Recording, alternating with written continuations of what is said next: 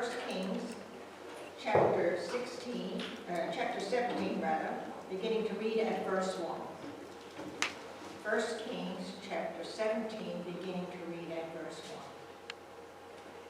1. Now Elijah, the Tishbite from Tishbe, in Gilead, said to Ahab, As the Lord, the God of Israel lives, whom I serve, there will be neither dew nor rain in the next few years, except at my word. Then the word of the Lord came to Elijah, Leave here, turn eastward, and hide in the Cherith ravine, east of the Jordan. You will drink from the brook, and I have ordered the ravens to feed you there. So he did what the Lord had told him. He went to the Cherith ravine, east of the Jordan, and stayed there. The ravens brought him bread and meat in the morning, and bread and meat in the evening, and he drank from the brook. Sometime later, the brook dried up, because there had been no rain in the land.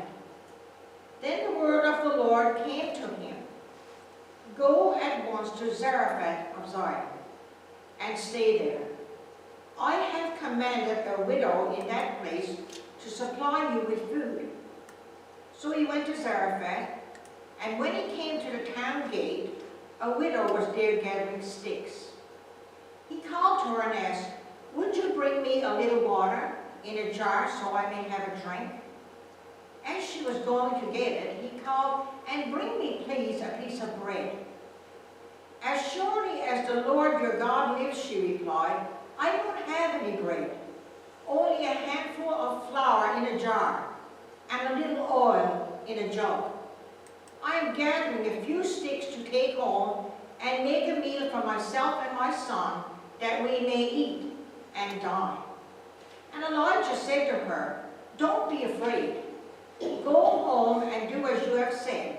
But first, make a small cake of bread for me from what you have, and bring it to me. And then make something for yourself and your son. For this is what the Lord, the God of Israel, says. The jar of flour will not be used up, and the jug of oil will not run dry, until the day the Lord gives rain on the land. She went away and did as Elijah had told her. So there was food every day for Elijah and for the woman and her family.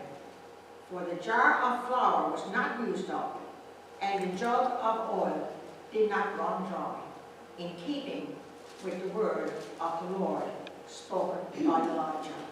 This is the word of the Lord, and may his name